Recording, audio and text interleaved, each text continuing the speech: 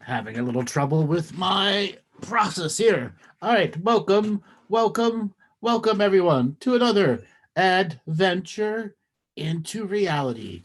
Come on into the chat room if you are listening to us on Facebook or YouTube and want to be a part of the conversation and want to call in. Robert will put up some information on the screen that will show you how to enter the Zoom room and be a part of the live show that is streaming on Facebook, YouTube, Periscope, and Twitch.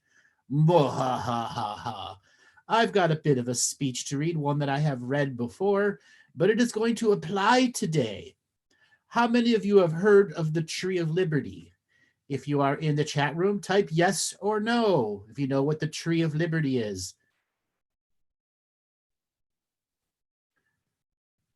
No, a bunch of no's. No, maybe no, no, no, no, no, no, no, no, no, no, and no. Well, for all you nosers are out there, it is a statement made by Thomas Jefferson 200 plus years ago, talking about the Patriots. No, not Tree of Liberty, not Tree of Life, Tree of Liberty. It is something that many of the MAGA people, many of the people who like to call themselves rebels, they use this to prove that the blood of patriots has to spill all the time. And what I'm presenting is it's something completely different. No, it's not the Tree of Freedom, a Tree of Liberty. So you could always look it up, Thomas Jefferson's Tree of Liberty, and this is my spin on it. The Tree of Liberty does not need to be refreshed by the blood of patriots. The Tree of Liberty needs to be carefully pruned by the mind of enlightened people who know it is the blood of martyrs that refreshes the injustices done in the name of the Tree of Liberty. The Tree of Liberty is not a symbol of freedom to be used as propaganda by the weak-minded who see only blood. Blood is the only means of changing the course of human events. The Tree of Liberty is not to be butchered for the funeral pyres of the martyrs and saints who proclaim enlightenment but only know the way of blood.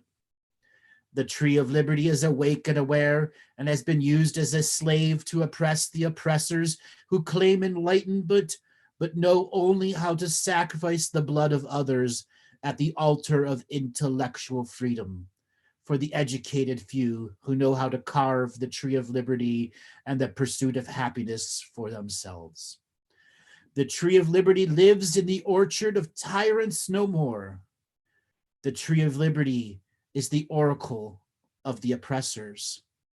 The orchard of tyrants has a bushfire because of bad conservation laws. The parasites of misperception define the level of awareness of truth. The Tree of Liberty does not need your cyclical cycles of repetition to grow in the minds of those enlightened in the ways of nature. The Tree of Liberty is its own teacher to those who seek peace as a way of life. The Tree of Liberty is not a long-haired harlot to be propped up during colossal times of misunderstanding. The Tree of Life is a living concept of a form of truth that cannot be seen logically. It is an asymmetrical perception of the times we all live in. The Tree of Life is the metaphor for the Tree of Liberty. Both concepts have been hijacked by the gazetteers of past, present, and future, luring weak-minded fools to follow the path of patriots, giving blood to the Tree of Liberty as its manure.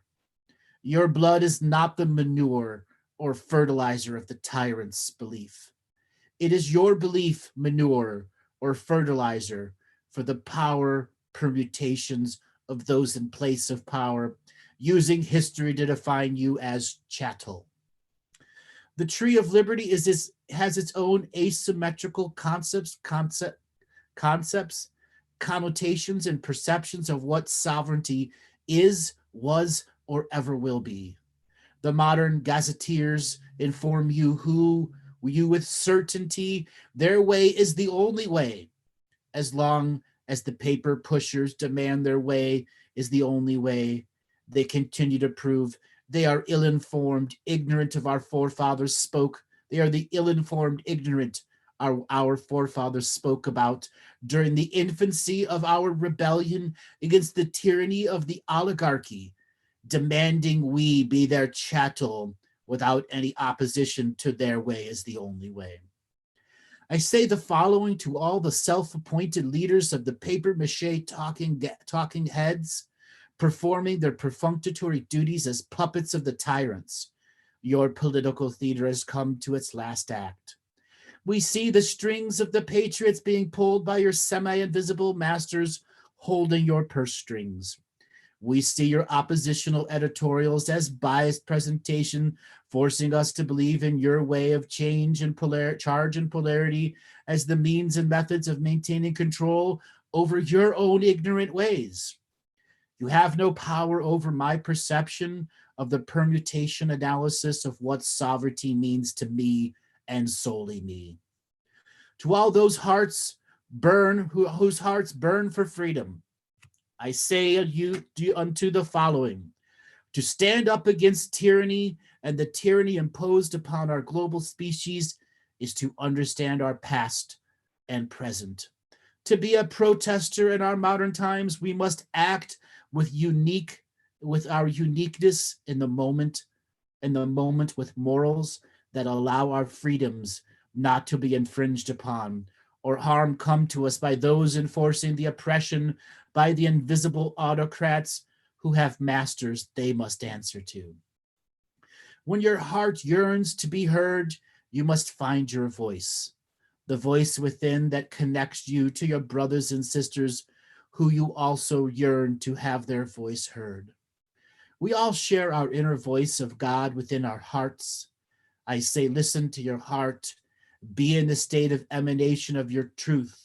Exude this energy with each step forward you take into your own sovereignty in your heart. The tree of liberty waits for us to be free from the indentured servitude to government's show. Proclaim equality by enacting totalitarianism in the guise of liberty.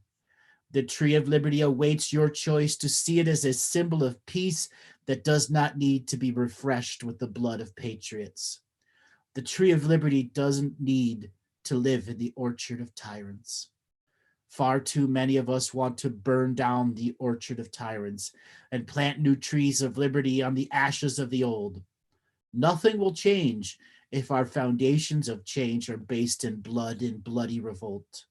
The tyrannists want blood and demand blood. We must learn how to stop giving them our blood. The orchard of tyrants is nurtured by the arborists of suppression. They tend to flock to the fledgling patriots and behold them to a single tree of liberty in the grand orchard of tyrants' control. Each tree in the orchard of tyrants is not owned by the tyrants. It grew on its own, from seed to fruit to seed again, like time immemorial. Humankind is the annual plant of external change. We pride ourselves with the acts and actions of patriots and pilgrims looking for new ways to achieve liberty without becoming a martyr for a patriotic cause. The orchard of tyrants has many trees with low-hanging fruits. The ignorant few who only see the low-hanging fruits do not know the great wealth of the high fruits of labor waiting for us when we use the ladder of life and climb the tree of liberty and discover its great teachings. To those who follow the Promethean fire of patriotism, to those who adore danger and dangerous situations, we are the people and we have had enough, is the words of the endless preliminary tyrants who build the orchard of tyrants. I am my own revolution of one. To those who say I am the people and we have had enough, who do you think you are? Aho.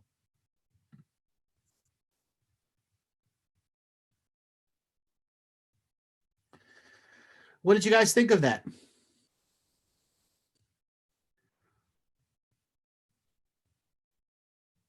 no blood.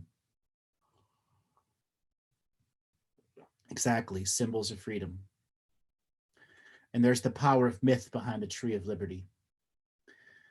And I know a lot of you don't really know what it is, but it was meant for those who truly know our early United history. And we break that cycle out of choice.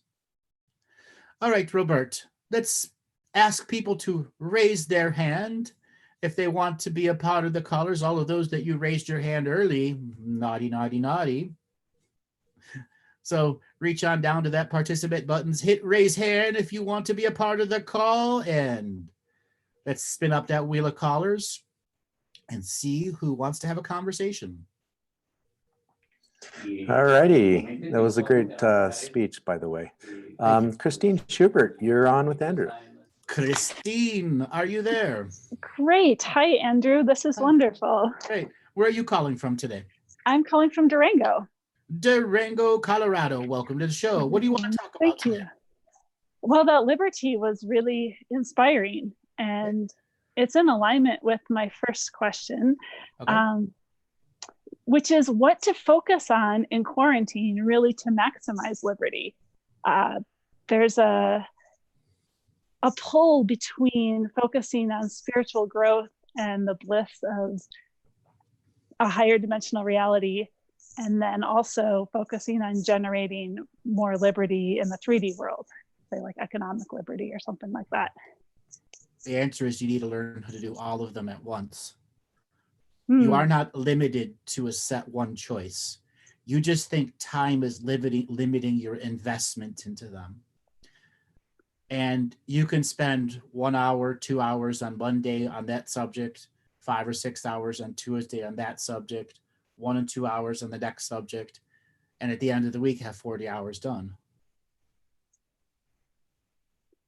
It's called schedule magic. And you got to be willing to use that schedule magic as another form of magical investment learning.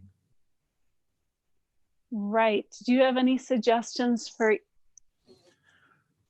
increasing the permeability between the state of mind that's really productive and the state of mind that's really connected? What were you doing for a job before lockdown? Before lockdown, I was a massage therapist for 14 years in a spa, but it wasn't really a good fit. So you were a hands-on person, and you use your hands-on to raise your energy. Well, then you need to find some type of manual hands-on exercise that allows you to connect to energy as your beginning journey for the day. Yoga's not enough right now because you're touching other people and getting into energies. So do you do any form of self-massage? I've started to do a little bit during this time. Although what I'd like to say, though, is that my experience in this time off has been that not touching other people and just being able to allow my meditation practice to keep building and building and building has helped me connect so much more. Absolutely it has. But you're a tactile person who triggers your super high frequency. So it's about touching yourself in the masseuse way, or dissecting your body. What's wrong with my hip? What yoga move can I do to stretch my hip and put it back into the right place? What's going on under my armpit? Do I really have flexibility there? Are there knots in the back of my shoulder? Can I rub it? Can I find some way to rub it? Because that is going to engage your neural pathways of 14 years of massage to trigger you into high frequency for the rest of the day. Right. And that integration between and then spiritual connection. Right. And then once you've done your, let's say, half hour, 45 minutes of it, go and do something right after it. That is to advance your spirituality, or something that is to aid your meditation, because you've now triggered the tactile touch of your high frequency. Right. Well, I don't have any trouble accessing the high frequency in spiritual practice. It'll go even higher. It'll go even higher. Okay. You have several more gears above that. Right. And learning how to really ground it into the physical does seem like it's Right. Because Like you a have been thing I need doing to- yeah. you have been Thank you. doing it for so long as a natural process as a masseuse. Right. Interesting. Thank you. You're welcome. When it comes to, I guess, professions, a question I have is, am I supposed to be doing something in science? I feel that was what my original soul contracts were for that, but it didn't quite happen. Why didn't it happen? Well, I'm 45 now. You're still Right young. after, You're still young, right? So Mhm. right after college is when kind of some of the initial awakenings started happening, and then and I couldn't really figure out how to find a place continuing with science that could integrate the true interests. And then a pretty intense dark night of the soul hit, and then just kind of got stuck in the survival of manual labor. But I've been having lots of dreams about doing science. What kind of science? And it doesn't say. It's it's in the dream time. It could be like with groups of scientists, but I realize I don't have the mathematical skills right now. I could be practicing teleporting. It's not very grounded into what's available in this world. It's just more that you could teach yourself basic to advanced math in a week.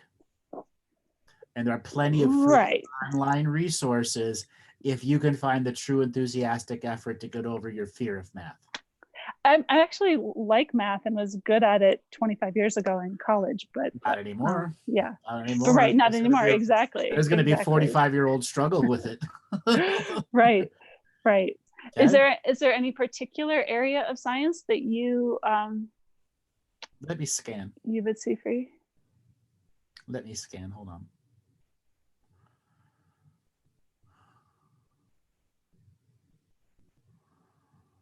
Do you know much about the sympathetic and parasympathetic processes in the body? Do you know much about the vagus nerve? Not as much as I could, and I know that it's definitely impacted me a lot personally. Do you know about the fascia system spread throughout the body? In an experiential way. Yeah, but not in a scientific way. Well, there are plenty of books that you could pick up on the sympathetic, parasympathetic, vagus nerve, and fascia that would drive you into a form of consciousness science, because consciousness is in those, all the traumas are stored in those processes, and consciousness exists in the neural pathways between the fascia and the body itself. If you wanted to go down consciousness science. There is other forms of science, like if you wanted to be a lab rat tech person, you could be very good at splitting DNA and creating new forms of cells, which is a common process right now. Right. I do feel that capacity. What it kind of brushes up against is the just real love of being in nature and being part of this emerging culture of liberty, and would love to use science to really further that in an exponential way, but just not wanting to be, a lab rat. Unfortunately, that's what many scientists turn out to be, unless they're the head of a class, a tenured doctor, or somebody that's got the genius and the money behind them. And that's why so many people don't stay in science. Right. Okay. Unfortunately, that's the failure of science as an industry. I agree. I mean, my initial experiences with it in my your early other choice 20s is taking an applied science class itself. Applied sciences, which is taking a combination of many of the different sciences and putting them into direct application of everyday living life and business and manufacturing.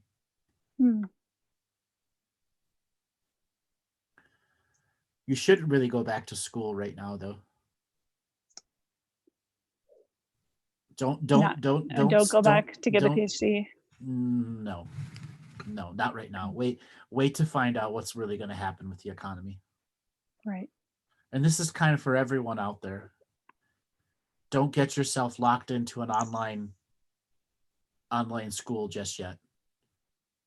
Okay? You could start taking summer classes. You don't have to start taking them now. These schools are desperate for money right now. And you're going to discover you're not going to really like them until they get over some of the technical hurdles of online classes. Okay. Right. Right. So is there anything else that you want to ask? I wanted to ask about the Galactic Ascension machine. Okay. What about it? And I'm wondering if this event time that's coming, is that a time when we actually get to call it done with the Galactic Ascension machine, or is it just changing to a lighter form of it? August 14th, August 4th, 2014, the event already happened. Yes, but it is a timeless process. All that event means is we must accept it for what it is now. And as for the Galactic Ascension machine, it goes until the karma is reduced to zero, or people in the machine are creating positive dharmas that outweigh the negative karmas that can't be resolved. And then the machine just dissolves as if it never existed. So it's about creating positive dharmas to outweigh the karmas. Correct. And so that another question I had is that as things are lightening up, I'm wondering if as we awaken more, is it about people coming together to really heal the planet and human society? No. That's a long ways away. It's an individuated process where individual people have to go through their individual healings, their individual connection with the earth, and then they can begin to come together in small groups and form limited telepathic societies, multiple bubbles around the world, who will then have to learn to form communicable communities who share telepathic concept to form the very first potential of a collective consciousness around the world sharing telepathic unity. So it's still about the self-mastery first, because you cannot be a part of a telepathic community without owning your own self-mastery. Right. And so that's going to be happening in this kind of same matrix as things are now? Or is it that individuals, when they're ready, are kind of going to be able to pop into a lighter reality and do it there? See it like dovetail. Everything's layered on top of each other. And there'll be many people who have completed the basics and think they're very advanced until they run into a subject matter that takes them back to the basics. Right. And one dovetails into the next, into the next, into the next. And since it's an individuated process, you have to get past you have to complete the wholeness of the dovetail from beginning to end and take care of all the internal flaws before there is a community of people that can say, we must begin to come together at a higher level, which is forming telepathically based communities that doesn't use the internet as a medium. Right now, we all use the internet as a telepathic medium and don't even know it. And we can't do things in unawareness anymore.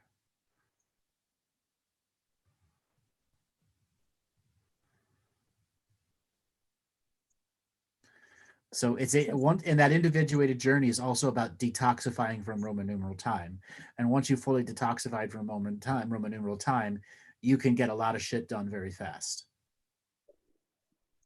It feels like the quarantine is a great opportunity for people to get used to that. I mean, I love it. Part of what I'm coming up against is like, I cannot imagine going back to working with my hands. Like so whatever it takes to create a different reality, I am ready to do it. And to kind of poke at the Fox Newsers, guess what? They're loving this. This is exactly what they wanted. So they're like they're metaphorical, pigs in the pigsty right now. Trump's in charge. Fox News runs their lives. The conspiracies are everywhere. The young people are idiots. Boomers run the world. Okay, so everyone's getting their own golden age of how the event's going to affect them. The boomers are going to watch it on TV and miss most of it. Okay, while they're getting advertising for Cialis and all the other shit. Well, as we're going to turn the TV off and go and be a part of the great system of nature that's there and going, oh, look at all these mystical things that are going on for us. Yeah. Speaking of telepathic, I was wondering if you could give me any details about my connection with the inner earth. You lived there many, many times. You were a semi-important figure there, kind of like a pop star.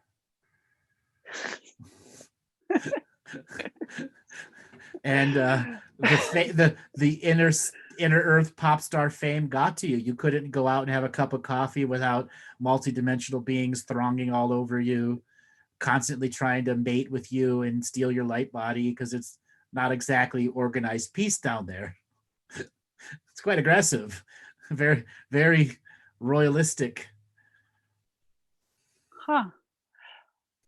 Wow. Because then kind of the other question was, is there anything to do in this life or is it just like, oh, this is part of my family, but it's from a totally different reality, and just kind of leave it at that? But there is this desire at this stage of your awareness, it doesn't really matter. Everyone has some form of Hell Earth connection. You have a little bit more than others.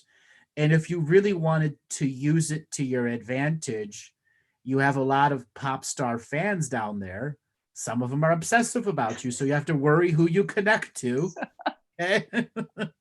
You can call on your fan group down there and go, well, I want to form a collective and I want to work up here. I want to give you instructions from Hollow Earth and come and work on this mountain and help me untangle the energies here or there, or start giving them energetic missions around the world to work on certain nodal points. Huh, that's really cool. Yeah. Oh. And I will reiterate, you're like a pop star down there. So you've had a one-hit wonder that's lasted an eternity. That's kind of embarrassing. No, it gets you a lot of props up here. Okay? Up here? Yeah. Oh yeah, you don't realize it. Your unseen world has a great respect for you. Yeah, the question is how to translate that into something that actually functions in the seen world. It does. It does. You just don't realize how it does. Huh. You just don't realize how it does. Yeah, I guess I've got a lot of work to do. So in addition to the self-massage, any other particular practices that would be most helpful? Are you doing any sun gazing? Lately, yes. Okay. Eyes closed or eyes open? Eyes closed, Yeah. and also just taking it in, not only just the gazing, but just when I'm in the sun. Taking it, good. Keep it with when you're actually gazing at the sun, the eyes closed process for you. Let me think. And then anywhere to bring that energy in particular in the body, or is it more to like the entire field? No, you want to focus on the mitochondrial power plants. So you got to start with the skin, the cells of the skin, the central nervous system, all the organs in the body, and work it down to the mitochondrial power plants. Wow. Yeah. Okay.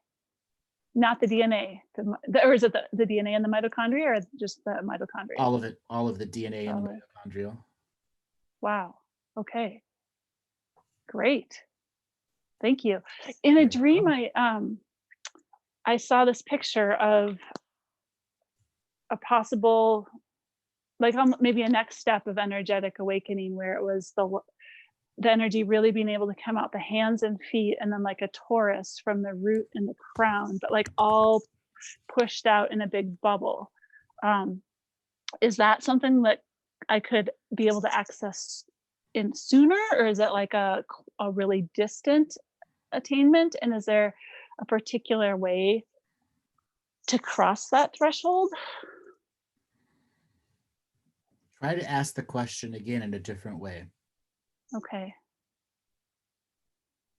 So what does it take for me to kind of pop out and embody more of that fullness energetically?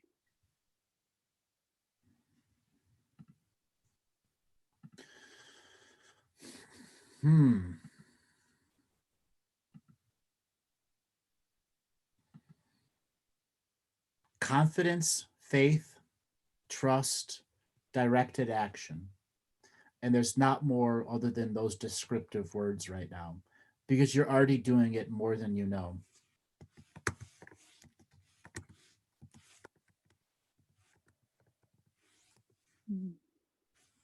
Okay. Okay. And So there's like there are times when you're doing your massages that you don't even realize how super high frequency you are.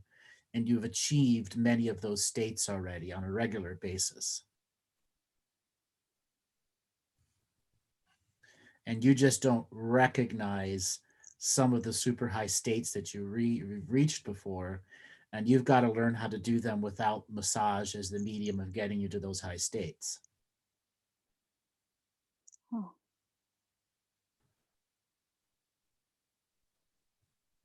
You get what I'm saying? Kind of. Because I feel the higher states a lot more when I'm meditating. And often it feels like doing too much massage really takes me out of the flow. Because you have a issue with massage now. Yeah. Which is creating bias into what you've already achieved while in the massage state of mind. Okay. Okay. Got to work definitely on that. Got to work on that bias to your old selves. Right. Okay. Part of it is the bias too, to just not being able to have it, not being good at having it work out in like the practical material financial world. But that's the nature of massage therapists. Not 80% of them do what? Nothing.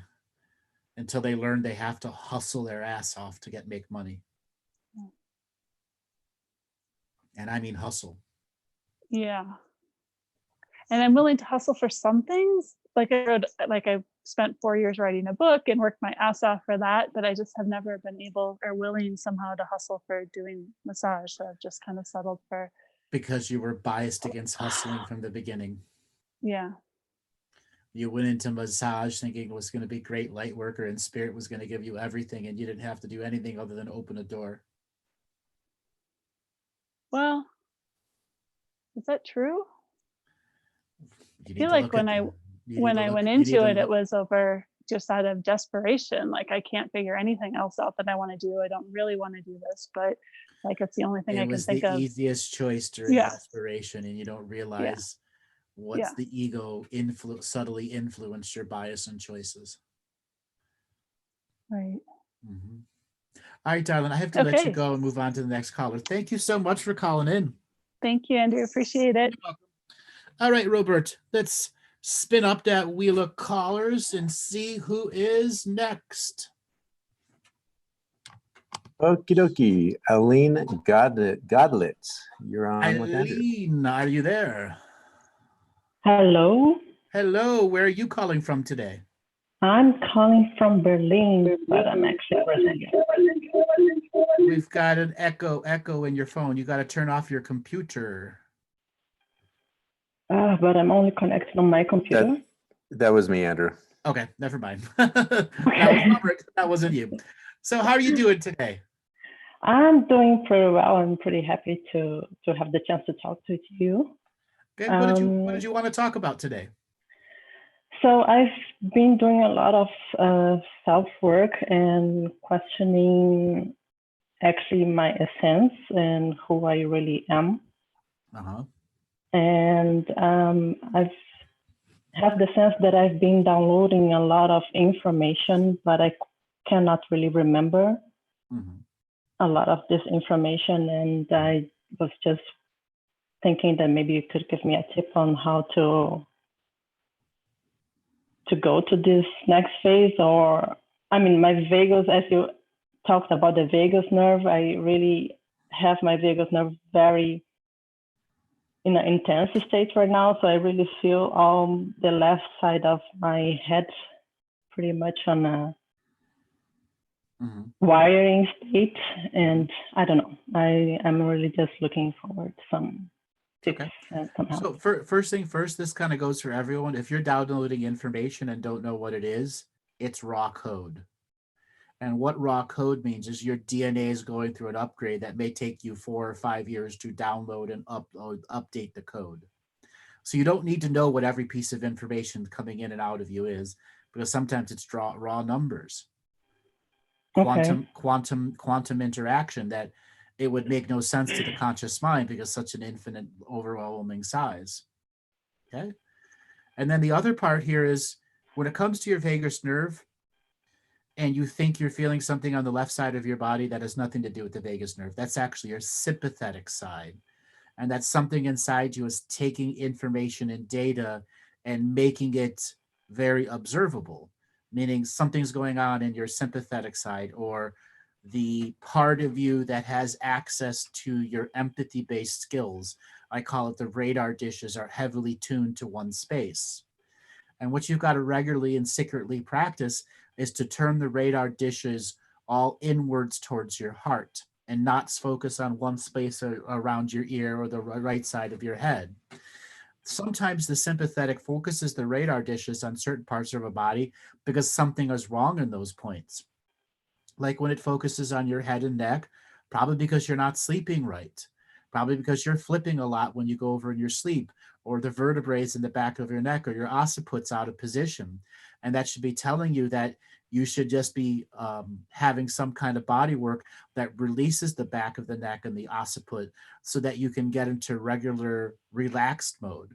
Oftentimes when the sympathetic talks about the neck, the upper neck, back, head, whatever, it's saying something significantly wrong in the natural mechanical alignments there. Okay. I've been doing a lot of heart meditations as well, and I've been into learning how to read the Akashic Records. Mm-hmm. And I've actually did read my own Akashic Records as well, but I'm really not knowing what to do with the information that I'm getting from. That's the feeling that I have right now. So I get a lot of people that want to learn to read the Akashic Records and they go to read theirs and they don't know what to do with it. If you don't know what to do with it, leave it aside and go read something else.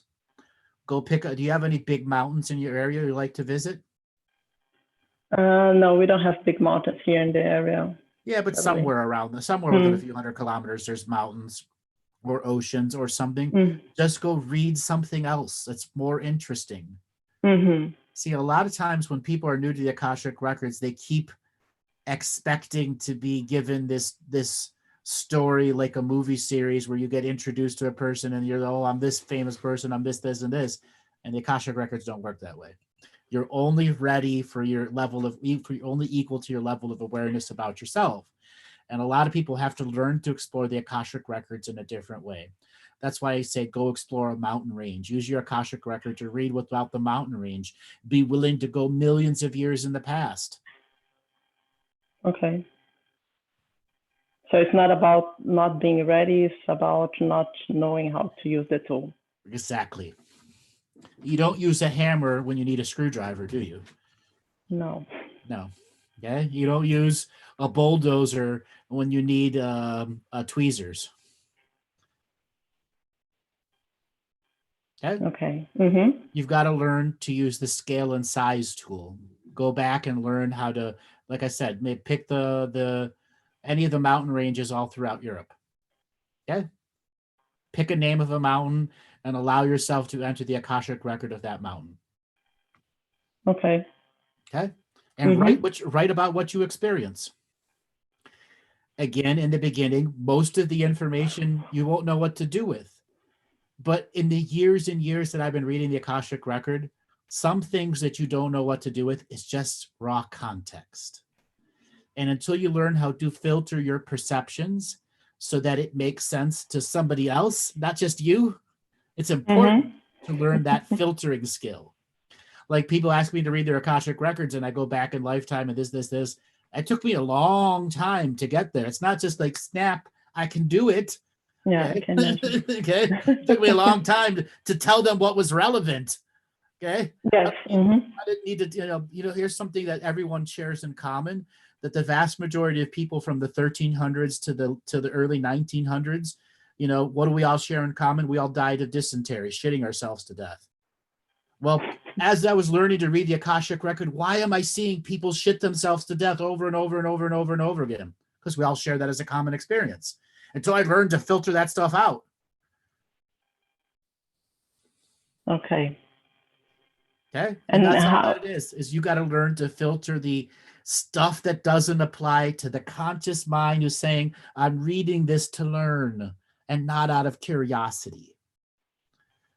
Okay. And any tips on how I could find better ways on really finding and practicing my life purpose? Well, you're on lockdown now. What have you done for a job? What did you do for a job before lockdown? So I used to work as a product manager. Mm-hmm. I graduated in telecommunications engineering, but I was working in software development. But I'm not really passionate about it, I have to say. You're not really passionate about self-development, and you're asking about how to use the Akashic Records. Ah! It's its own funny answer. Well, maybe I really need to learn how to use the tool. Exactly. Right now, I think it's just passion. You're already a genius. You were a confirmed genius decades ago, and you just have to learn to engage your authentic, enthusiastic passion for yourself and realize you've been doing for others and for other businesses for a long time, and relearning how to authentically, passionately do for yourself. I think that's your interim purpose, because you have many purposes. You don't have just one. You have many per pie. And right now it's remastering, indulging the passion itself without the medium of a work or somebody else as a boss telling you what to do. And once you ignite the passion spark inside you, you'll discover you have 1,000 purposes, and it's a matter of choice in which you want to invest in. Yes, I do have this feeling that I could do a lot different stuff, and that's what confused me, because I don't really feel an impulse for a certain thing. I have different interests most of the time. You could have 1,000 interests, just not curiosities, interests. There's a big difference. Okay. Any tips on rituals that I could do, or? Have you done any fire ceremonies? Small ones. Can you find a way to do a bigger one? Yes. Then I would advise that you get to a regular place and space where you can have a much bigger fire than the small ones that you've had, so that you can open up your energetic gateways and clear out some of the ceremonial rust you've got going on, so you can enter very high ceremonial frequency with a fire that can match your energies, to ignite the inner genius inside you, to burn away some of the dust and rust that's just slowing your inner mind down that's already a genius, so you can engage the passion spark on many hundreds of subjects and discover your many purposes. Have you heard me talk about telling your story to the fire? Yes. That would be a great thing for you to do in a really big fire. Take some serious notes about your life story before you go and have that big fire. Okay? Write down the big bullet points of reminders, the good, the bad, the ugly, the in-between. Okay? Okay. And try to reiterate it like you're a Shakespearean play of one to that fire. Okay, I'll do that. You're welcome. Thanks a lot for calling in. We're going to move on to the next caller now. Thank you, Andrew. Bye. You're welcome. All right, Robert. Let's spin up the wheel of infinite callers and see who's next. Okay, Lee Cant, you're unmuted with Andrew. Lee Cant, are you there? Yes, thank you. How you doing? Calling. Good, thank you, Andrew. Good. Where are you calling from? London. London. Welcome to the show. What did you want to talk about today? May I please ask about the origins of this planet and formation of it, and also everything has a mother and a father. So what would be the lineage, the DNA of the planet, and yeah, as a platform, for the prime mover Have of you the li- universe. have you listened Yeah. to the Galactic History shows, the 20-part episodes? Yes, I have. So Yeah. it explains it in there that Earth came from another universe, came here during the non-freehold time of this universe, and then began its journey as being a seventh dimensional galactic seed planet. The planet itself is a ground up creation, and then the soul came into it. So it doesn't function under normal DNA terminology because it's a galactic seed planet. It's here to make DNA, to make trillions and billions of trees, fishes, and plants, and then to telepathically and psychically graft them to other worlds in mass. So Earth, as a celestial being, started from another universe, and it wasn't even started in that universe. There are 17 going on 18 rungs in the universal ladders here, and Earth originated from the third rung of the 17 rungs of existence here. So it's a very, very old celestial soul that's gone through a lot of journeys and processes.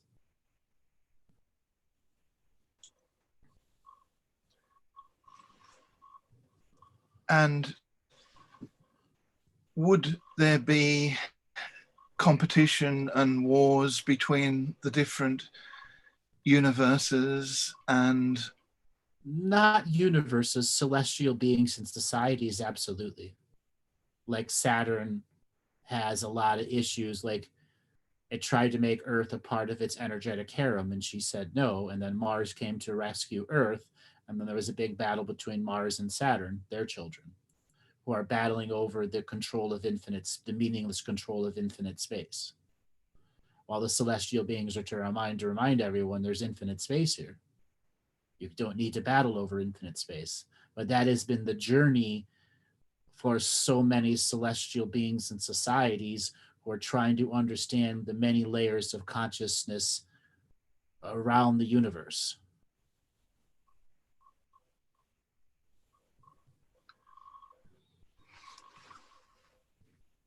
And with the universe that this planet came from, that would be in infinite continuation, wouldn't it? There would be no time restrictions. It would continue on basically without into infinity. And No, celestial planets can die. Celestial beings can die, and then they go through their form of life review, and they enter another spirit world that's an even higher layer, where they become ancients, ancestors, or spirit guides who live in an astral world before they come back into another energetic body as a celestial being.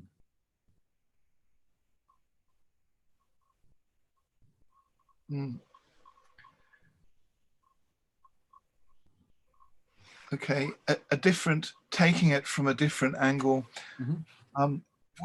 Would something in us as a human being, through our spiritual development and connections, would we be able to crystallize special forces within our spirit structures that would enable us to get, after the physical death, to get back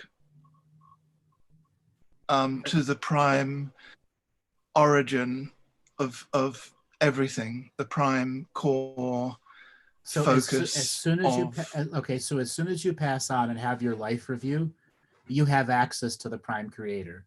It's a matter of what it takes to you from healing from your last life review. And if the higher soul has set up what I call hundreds of life reviews, where the I am that has done the last passing over acts as the medium for the last 100 IAMs, who has to see what it's done lifetime to lifetime to lifetime to determine if a council of IAMs will make another IAM and go back into physical life. But the current IAM, if they don't need to go back into physical life, you can go out to the multiverse, connect to reconnect to Prime Creator. You already have that access. It's about the lineage that the higher soul has created, and does the council of IAM cells need to create something else to reduce the overall karmas, or to make a dharmic personality who will use the Prime Creator and the source connection in the physical world to create balance amongst the universe. So you automatically have that based on what the journey of the soul has been doing. Right. Thank you. Thank you. Yeah, that clarifies a lot. And I've studied for over 50 years, Rudolf Steiner, Ouspensky, Gurdjieff, and a lot of the ancient Greek philosophers. And yeah, you've actually upgraded and advanced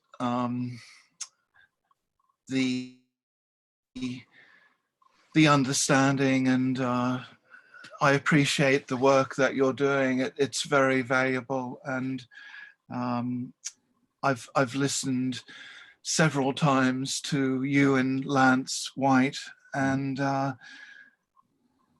that's a very important series of dialogues, and I hope someone comes along and takes that up and furthers that work that you were doing with Lance White. And well, it's very advanced. Just so happens Andre and I have filmed part 2, well, audio only, and we have nearly 60, 78, maybe even 100, close to 100 hours are going to be released over 3 sections. So Galactic History 2, how it relates to the coronavirus, and then the future of our species. Yes, Galactic is. So hopefully we will have our final editing done this weekend, and we might be able to release it next week.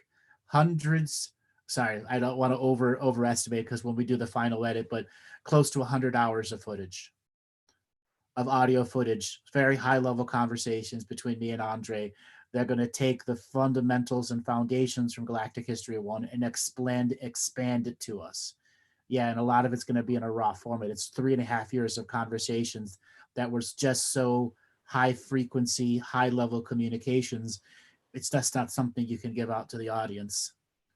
And now it has its own set of context all these years later, because I didn't know coronavirus was going to do this. I didn't know everyone would be at home. Okay. And universe is like, it's already all done. And Andre and I are like, holy shit, it's already all done. We just got to organize it. Gurdjieff in the Sacred Dances used what's called the stop exercise.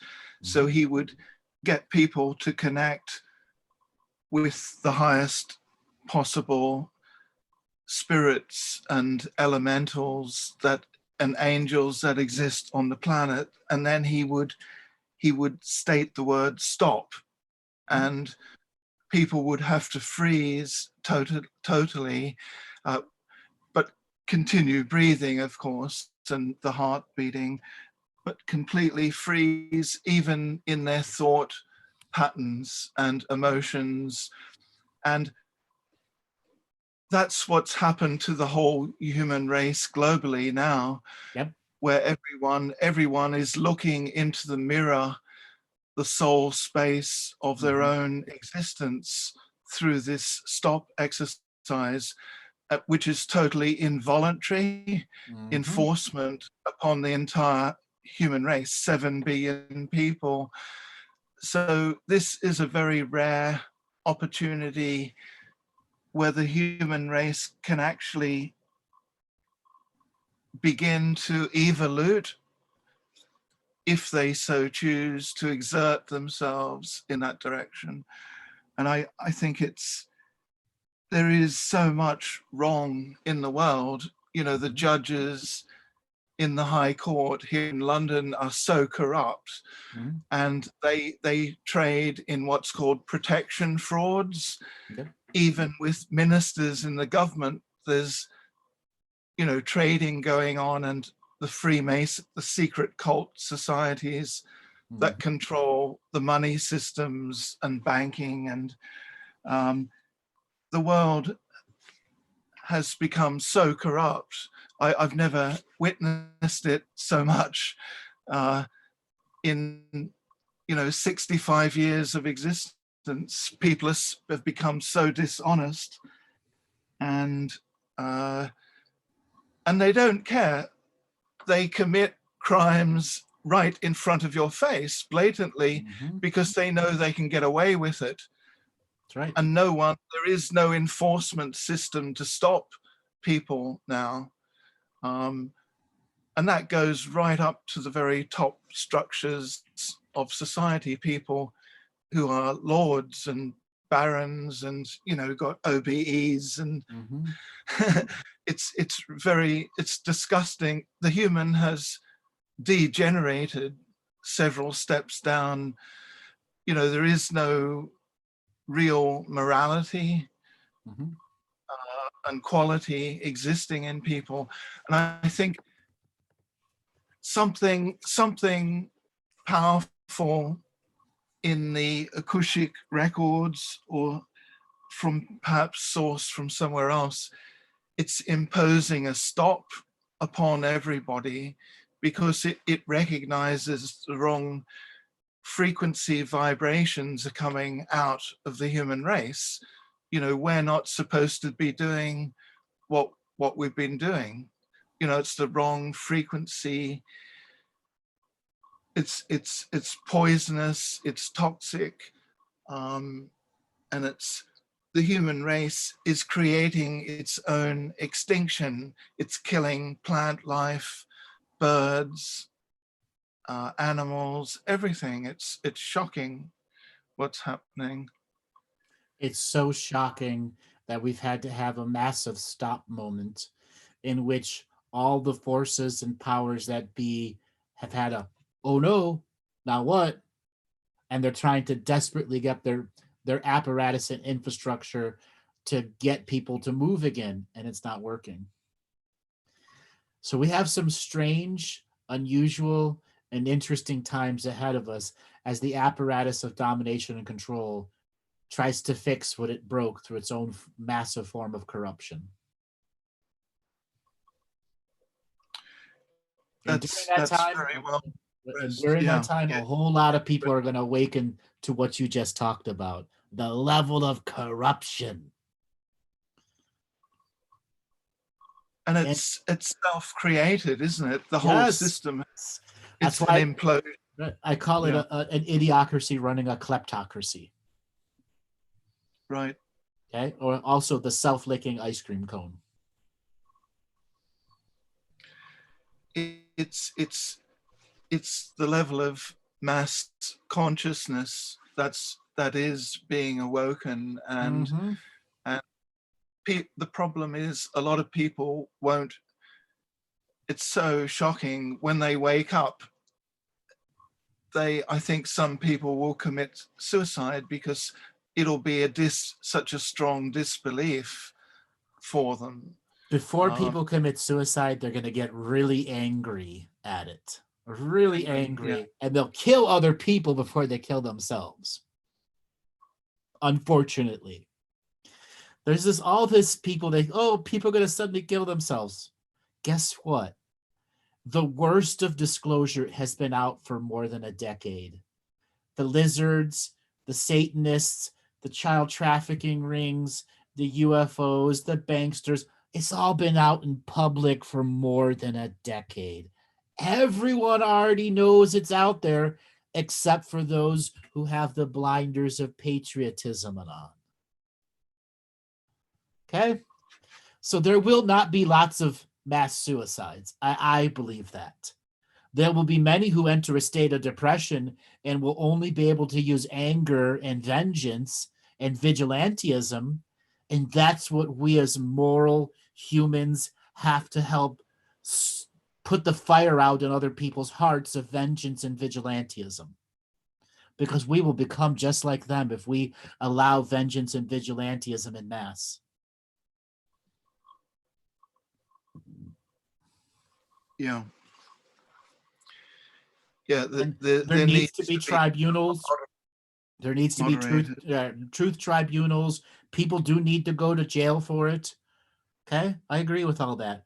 But in the interim, as things are breaking down and people are waking up, it's the vigilantes that are the hardest ones. Yeah. Well, I hope things begin to accelerate, and no more hoping, it's already here. You know, there needs to be so many remedies put into place and activated, and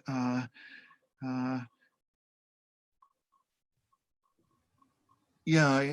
Well, thank you so much, You're welcome, Andrew. brother. I've really you expressed things so well and clearly, and I hope there are more galactic historians in the making, in the training, who can read the Akashic records and who can help other people and awaken the spiritual consciousness and connections. And I really appreciate the work that you're doing, and you are very advanced, very advanced. Thank you. And very it's much. a great pleasure, you know, to hear you speaking. I watch a lot of your recorded events, and thank you so much. I'll let other people join in now and withdraw, you know, for some few. Thank you so much. Call back again soon. Thank you, Andrew. I'm very in debt to you. Yeah. In debt. Thank you so much. You're welcome. All right, Robert, let's spin up the wheel of callers and see who is up next. All right, thanks, Lee. I'm not sure who we're going to get, but Andrew and Donna, you're unmuted with Andrew. Andrew and Donna, are you there? Hola. Hola, hello. Going once. Hey. Okay, I'm muted. Hello, how are you doing? Where are you guys calling from today? Ontario. Ontario, welcome to the show. What do you want to talk about today? Oh boy. Go ahead. We have a plethora of subjects, but the main one is a plethora, big word. Oh well. Sometimes. But the main one right now is I guess it's more subjective, right? Okay. We're trying to reorganize our lives to be more of service to humanity rather than just being, the 9-to-5 lifestyle. Okay. Unfortunately, you're at a time where you need to be service to yourself before you can be service to humanity, and it's not in a negative way. Right. Well, I'm in service to self and have been for several months. I'm still out in the workforce and trying to get myself out of the workforce. What are you doing in the workforce? I'm a mechanic right now. Okay. I also do part-time Reiki and tarot readings.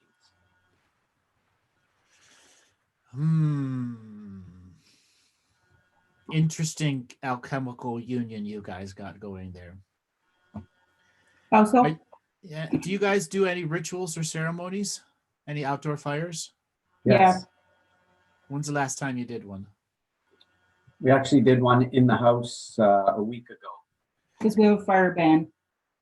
Okay. So the indoor fire, how is it? Like just a handful of small logs, or is it? It's a fireplace. Is it a gas fire? Is it an actual fireplace? Actual wood fireplace. Yeah. Okay. Okay. I think you need to turn your fireplace, your indoor fireplace, into a very much a sacred altar. Okay. It's getting there. You're gonna have to bedazzle it with crystals and really make it look altarish. It's already bedazzled. And you're gonna have to do it more.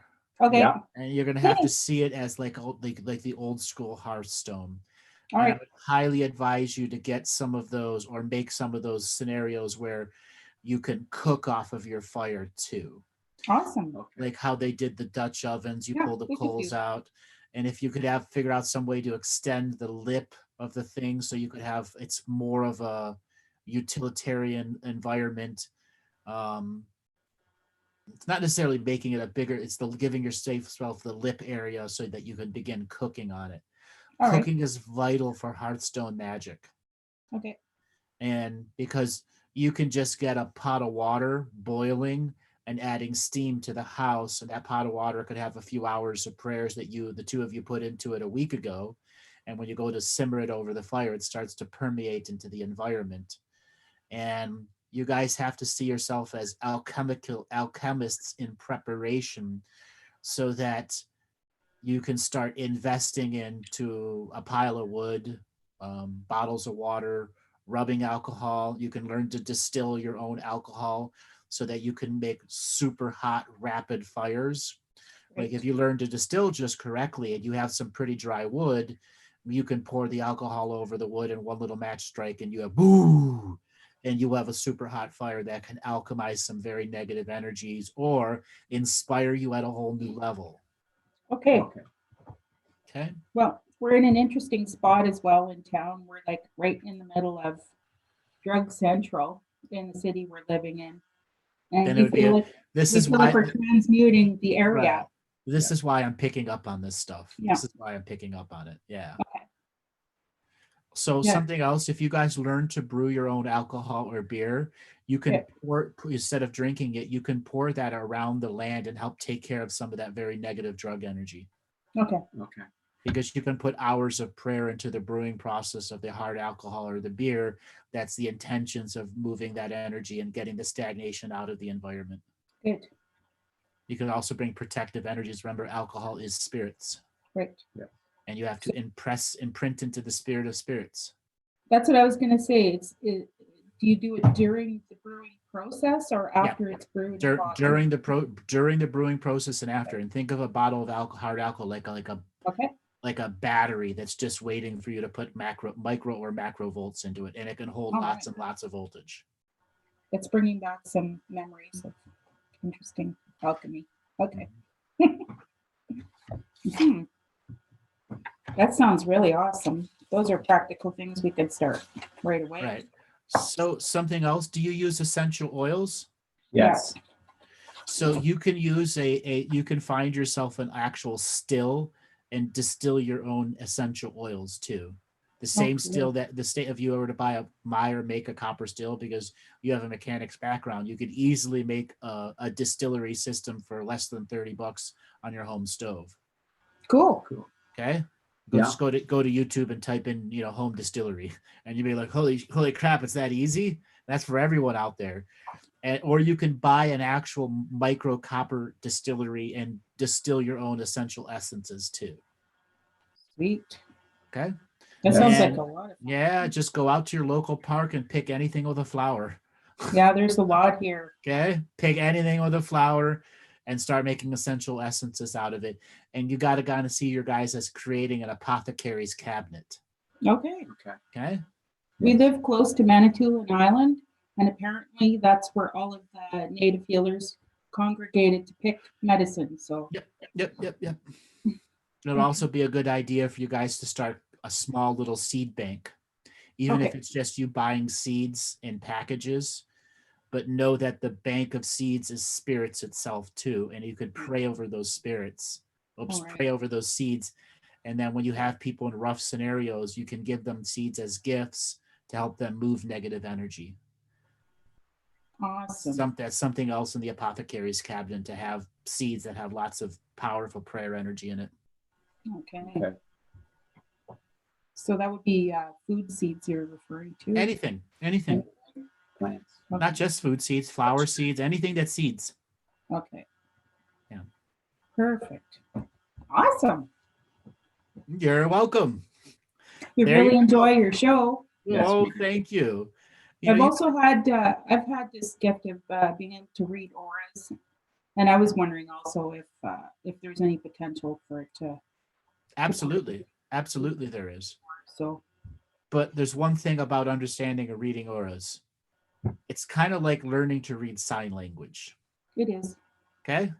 And not everyone is good with auric sign language. And oftentimes their auras are confusing as hell until you've read thousands and thousands of people and got the commonality of confused states that they're in. Okay. Yeah. So in the beginning, it's knowing you're making a database of confusions. Okay. There are so many people who live in hesitation and doubt. Yeah. And they're some of the hardest people to read their auras from. So you have other skill sets that are built into auric reading. Psychic scent with your nose. Your nose knows, okay? And learn how to incorporate some of the other clairvoyance, clairaudience skill sets into auric reading. It will simplify your auric reading. All right. Because so many people live in fear, envy, resentment, jealousy, and that's all you're going to see in the beginning. Okay. Yeah, I've been taking notes as I go about what I'm seeing and how I've interpreted it at the time. I know other people have researched auras and already written books on it, whatever, but mine is, how I'm perceiving it. Because Exactly.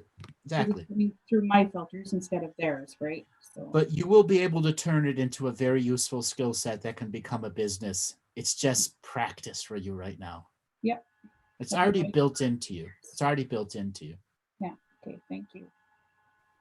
So I'll just keep logging what I'm seeing. And yeah, keep logging what you're seeing. Exactly. Perfect. Okay. Thank you. So something else, I'm going to touch on the alcohol brewing process again. There are some alcohols that take much longer to brew, like some wines that you have to hold in a casket for a year. Mm-hmm. I would highly, highly recommend you guys educate yourself in that. There are certain wines that if you have in a barrel in your house can become some of the most powerful protective things that you could possibly. It's like having a dozen warrior angels in your house. Cool. Who live in the barrel. Cool. And you can direct them to kick the shit out of stuff that don't belong in your environment. Just by casting the spirits, I guess, or feeding them? No, it's you remember there's yeast inside there. There's a living being inside there. Okay. And when you do significant ancestral prayer work, though that yeast invites its yeast angels. Okay. And then your angels come in and it's like a multi-dimensional angel hotel. Cool. Okay. That's awesome. And they don't like ugly stuff around the growing yeast. They protect it. Okay. And if you, and you can really do some advanced healing work with it too. Okay. Okay. And if we pick our own fruit for the wine, that'll be even better. Doesn't necessarily mean you have to. You could go and buy your own fruit. Okay. You can go and buy frozen berries, cherries, whatever, and make your own mash, and you can do it all like that way. It doesn't need to be picked unless you want that whole journey of picking them and making it, all the way from the beginning to the end, completely natural, but it doesn't need to be that way. Okay. Awesome. It's nice to know their shortcuts. Well, shamans knew the shortcuts. Okay, let me tell you, they didn't always do it the long way. If they could get it the short way, they did it the short way. Yeah. This is very interesting. I think you just helped us with a little bit of a block that we were stuck on too, was our attitude towards alcohol.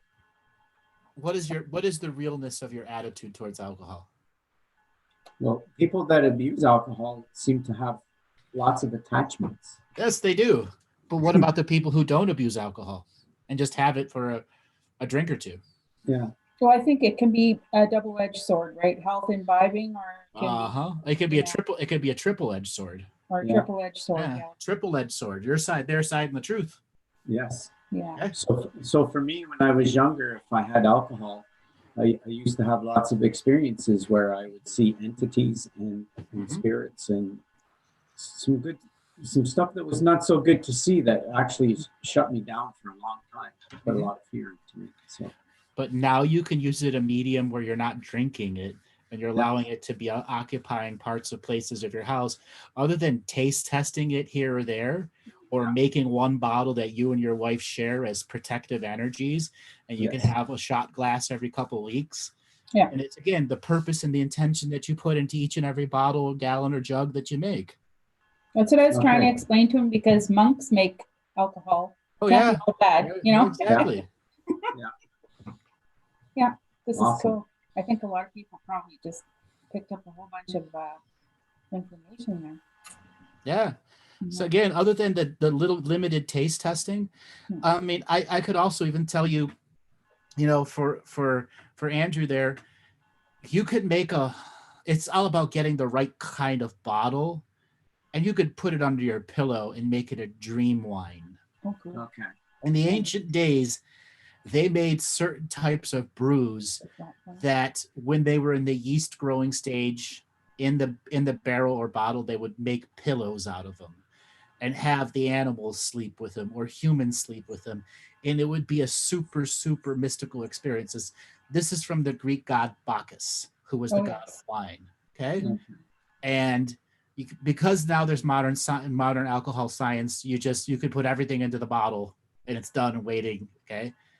And you could put it under your pillow and dream with it. Okay. And again, it's about the intentions you put in during the creational process. Okay. You could also create a bottle from the ground up for somebody you know who's under dream attack or having nightmares, and trap all that shit in the bottle. Okay. Okay. There's a lot of alchemical stuff that you can do with brewing. Okay. It's as ancient as fishing. Okay. And in fact, it's more ancient than the first career. Ha ha. All right, got you there. That also lives not too far from here. Yeah.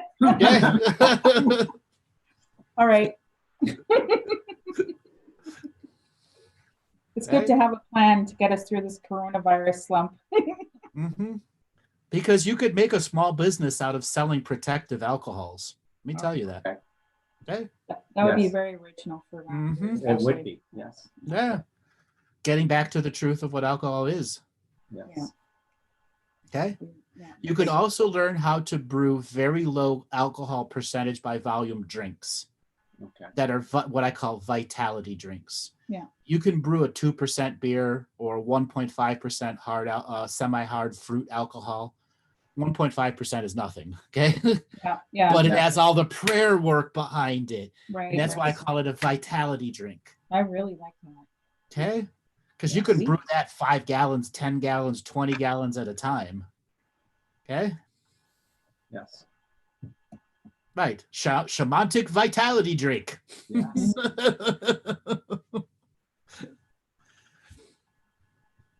Again, it's about the prayer and intention you put into The it. intention, yes. Yeah. Cool. There we go. Yeah, like old school ginger beer, mushroom beer. There's all sorts of examples that people have been doing it since time immemorial. I've never heard of mushroom beer. What is that? Yes, I brew mushroom, anything that you can make a mash out of. Really? Yeah, you'd be surprised what you can make a mash out of. Have you ever heard of the plant that's taken over the South called kudzu? No. Okay, it's this shit. It's a plant that's taken over the South. It's everywhere. But there are a lot of people that make kudzu wine now. Oh. Okay, there was nothing they could do. This plant's invasive and it's super, super invasive plant that they didn't know what to do until like some smart ass moonshiner went, what can I do with this? And it's not toxic, obviously. No, it's not. It's not. Okay, we have lots of dandelions. We'll go with that. You can make dandelion wine. Yeah. Yeah, we'll do that one. Okay. Beautiful. You'd be surprised what you could. I mean, fermented drinks is alcohol-based drinks too. Fermenting versus yeast processing. All you're learning is, are you getting high-quality beer yeast, champagne yeast? There are times that I go to brew an alcohol which needs a lot of sugar, and I'll use a champagne yeast, or it all depends. Again, I'm not brewing it to drink it, other than the fact that when I taste it, like, ugh, or does it taste complete? Right. Okay. Using all your Or- senses. Yeah. Right, all the Yeah. all the psychic senses. Has it taken on my intention? Right. Yes. Okay, so sometimes it's 10, 12, 20 sips over a span of a month while it's finishing its brewing process. So that's virtually nothing that I'm drinking from it. But again, I'm trying to determine, has it taken on the essence of my intention? Yes.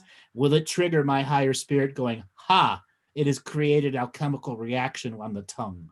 Okay. Beautiful.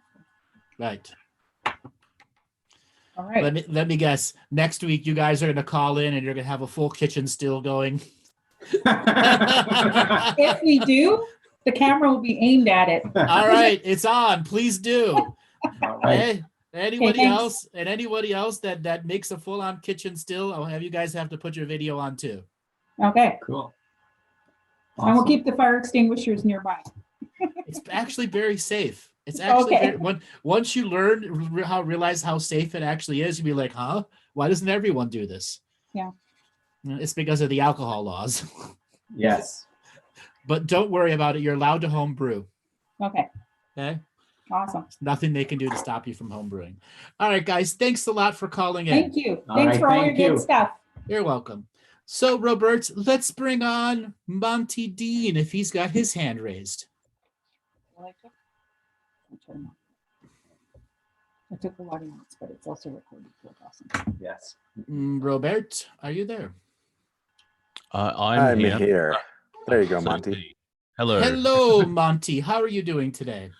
I'm doing quite well. I actually woke up on time when the alarm went off because it's 8 o'clock in the morning for me when the show starts, and I realized I'm going to miss this. And I just turned up to listen to the callers, and the whole show's been awesome. It's like, you know, a lot of aha moments, and of course the chat's been seeing me doing my my attempts at comedy, and I'm getting some laughs. So, you know, win for me.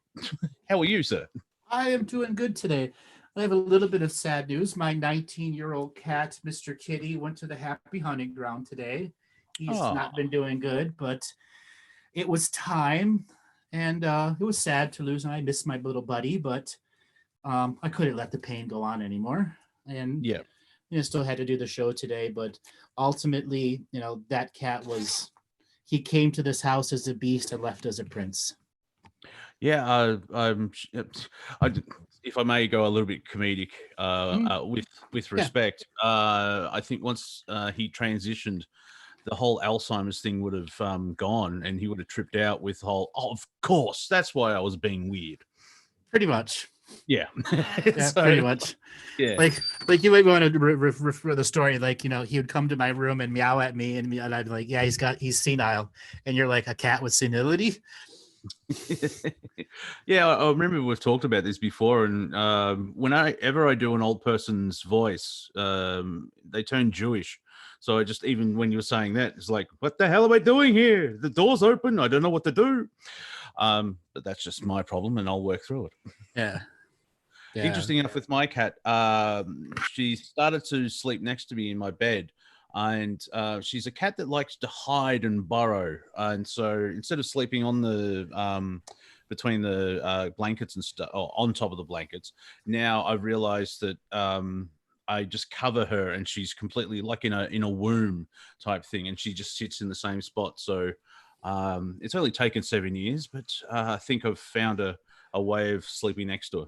Yes. Well, my cat was a nestler and burrower and liked to go between my legs, right by my ankles, and would bundle himself up with a blanket too. So I called him a bed hog. Yeah, and it's always fun trying to because I know the human body moves when you sleep. Yeah, and I got meowed at a few times. What the hell are you doing? I'm trying to sleep here. Well, Kareemism. Well, that it's not good. Well, it's not it's not a fun time when a pet transitions. So, yeah, it's well, I knew it was coming, and it just reached a point where I'm like, he's really having a hard time moving. The look in his eyes, his fur was disheveled, and you know, I had a long talk with him last night, and he just wanted to come up on the couch with me while I was doing my computer work. And he just kind of sat there and looked at me. He's like, "It's time, man. It's time. I gotta go." Well, if I can steal the conversation. I mean, I find it interesting. You humanely put something down, like you're killing something. However, as like in your case, it speeds up the transition where instead of going through all the pain, you can set them free of the physical side, the physical body, and especially with and most animals, cats, being a familiar and being part of the life, they're more spiritual than like how science say we're the top.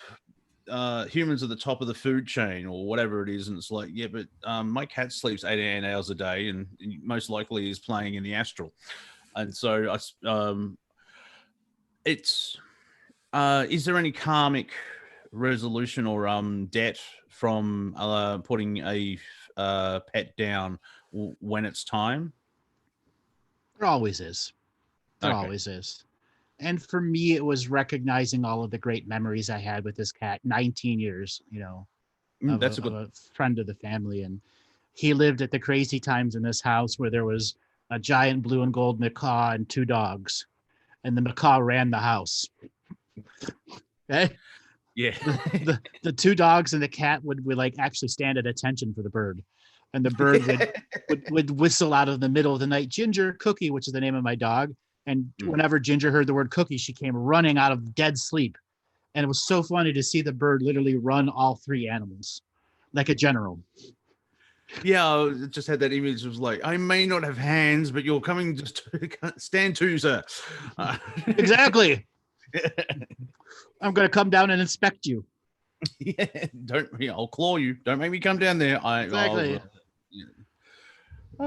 Yeah, I've only got 1 cat and a house plant. That's enough for me.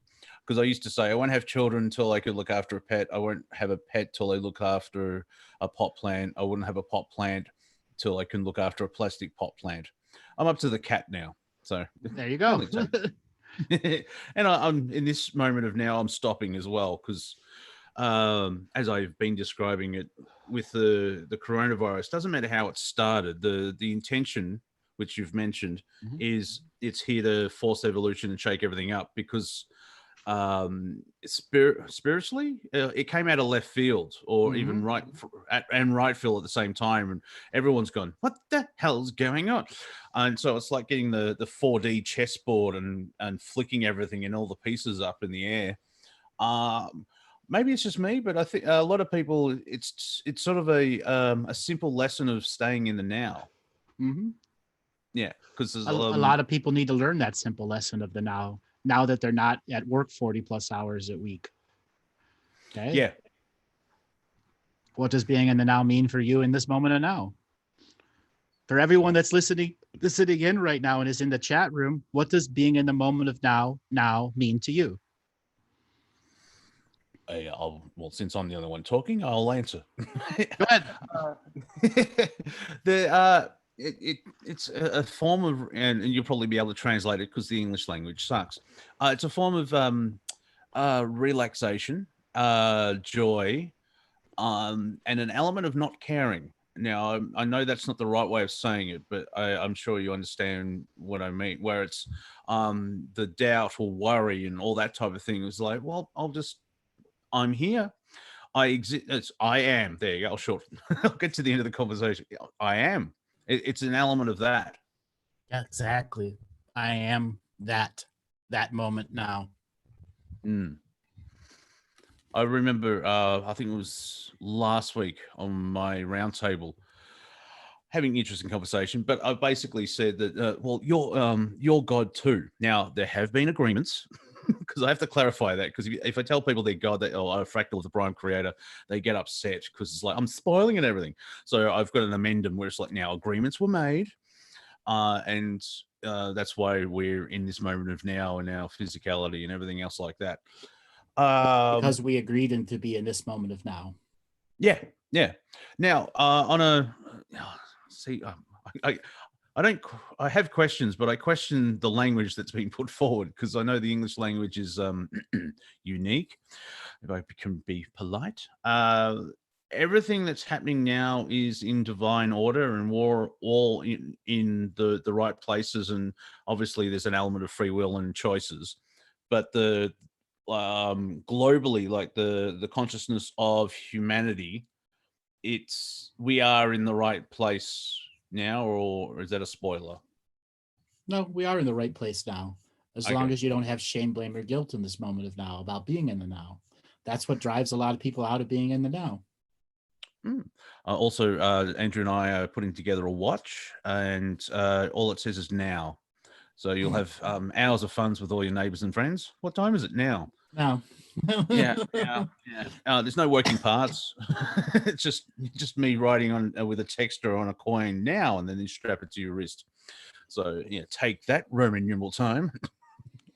Because it's the time is now, and the power is you in now. Yeah, because friends of where it's like, the only thing that is real is time, or everything's an illusion except time. And then I add on, well, even time's an illusion, but baby steps, because it's in a way by pointing out that you can do anything with time as a constant. That's a step forward into realizing that you can control time, not like a Time Lord or Merlin or anything else like that. See, it's now. If you watch the Galactic history that Andrew's talking about, when was that? 2014, 2015? How long ago was that? 2013. 2013. Thank you for the correction. June 17th, 2013. Oh, cool. And I put into the chat as a joke, Galactic History 2, Galactic Harder. So I wouldn't use that title, but maybe a t-shirt.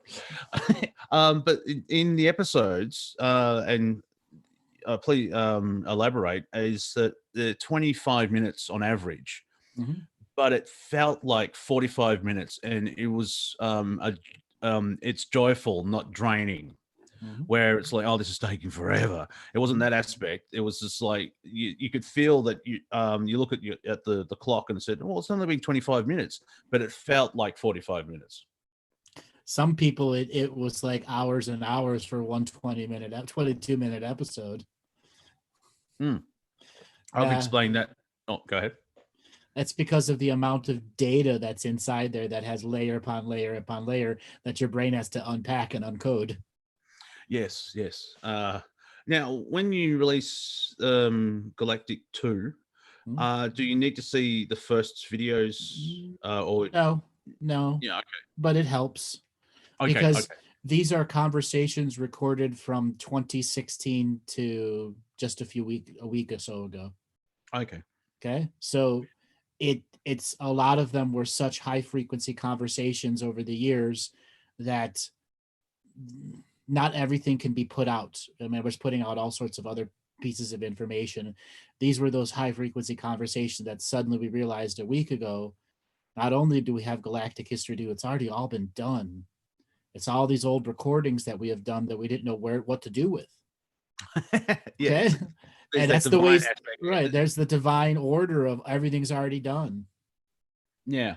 I've been sharing that because people that are on their own personal journey, and it's I'm reinforcing, like, no, that's what you're doing, and we're interacting. But the way that's like in the higher energetics, we've won the war, or there's a completion, and we're just seeing it filter down to this layer of reality. And like you can technically say that, but technically the war isn't won in this reality. If it's won in another reality, it still takes time for this reality. It's like, all quiet on the Western Front, yet people were still dying. Yes. World War II ended, and all the way up into 1975, they were finding Japanese people on the islands that didn't know the war was over. Yeah. That's why I sort of put like, in the end, it's fine, but I have no idea how to get from here to there, where we may have to crawl across a football field of broken glass. And then another person put in the idea of, well, you could probably do that for about 6 feet, then realize, hang on, I can float. So there's we're walking down a hallway, but there's 10 million ways of going down that hallway. Right. That's right. And we're at a point where humanity itself has to realize what these moments have now offered them, even during all the craziness that's happening around us. And in that recognition, things become self-evident that weren't self-evident before. Interesting enough, because I'm calling it the change. I did mention this in the chat room because the way that the event's been weaponized, and I completely agree with. Well, I'm not aware of about August 2014. The event happened, but I understand the whole thing of we're just catching up because we have to allow that information in our perspective. And so I'm just calling, we're going through the change, and then afterwards we'll probably find a name for it using hindsight, which is a superpower. Human menopause. We're going through domination and control menopause. Hence all the crankiness. Yes, all the crankiness. Where's my hairbrush? I put my hairbrush down here.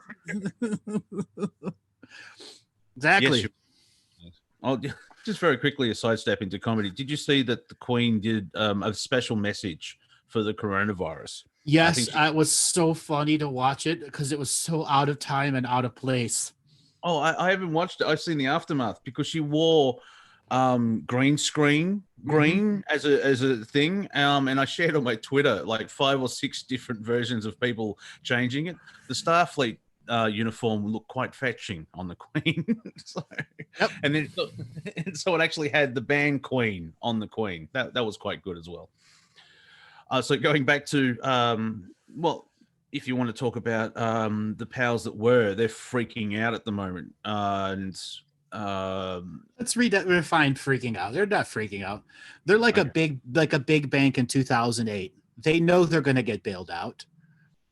All right. Because if we take vengeance and vigilantism on them, they still win. Yeah, I've been trying to say to people, like, we should, hang them and kill them. Like, no, from my perspective, it's like you free them from their body and then, they move on. But you keep them here and you can sort of punish them. My idea is that, that whole plastic island in the North Pacific, you rope it all together and then put all these elites and like Bill Gates and Hillary Clinton all on there. And leave them alone and film them, and it's going to be the greatest Big Brother TV show in history. Because can you imagine all the elites trying to survive an island all together by themselves with no one else to control? Be like Lord of the Flies times 100. Well, that would be quite unique. Yeah, no, let's see. I'm not sure how I'm manifesting that, but I'm sure in some timeline it's like, yeah, we tried that. It was good ratings. Good ratings. When it comes to the powers that be, what we're going to discover is many, many, many of them had no choice to accept what was being told to them or die. Simple as that. Yeah, and that's like there's a lie at every lie. Like I'm the idea of I'm sure there are people here in Australia, but the people we see on television, either they're being blackmailed or mind controlled, or they're being duped and they think they're working for the betterment of whatever. Exactly. I think they're doing the better, but they're not. Yeah. And so I can see how the idea of a small group of people, we're probably not aware of, I just call them the black hats. It's just easier that way. And the control and domination, because just had an image of 8 Palpatines from Star Wars all sitting around a boardroom table. There's that. If you are a Star Wars fan, you would understand how Palpatine, like the whole Clone Wars, was a massive false flag. And I'll stop there because I'm maybe not everyone's a Star Wars fan, but you can see in the story the way that that one person manipulated everything behind the scenes, and just it was the long game. And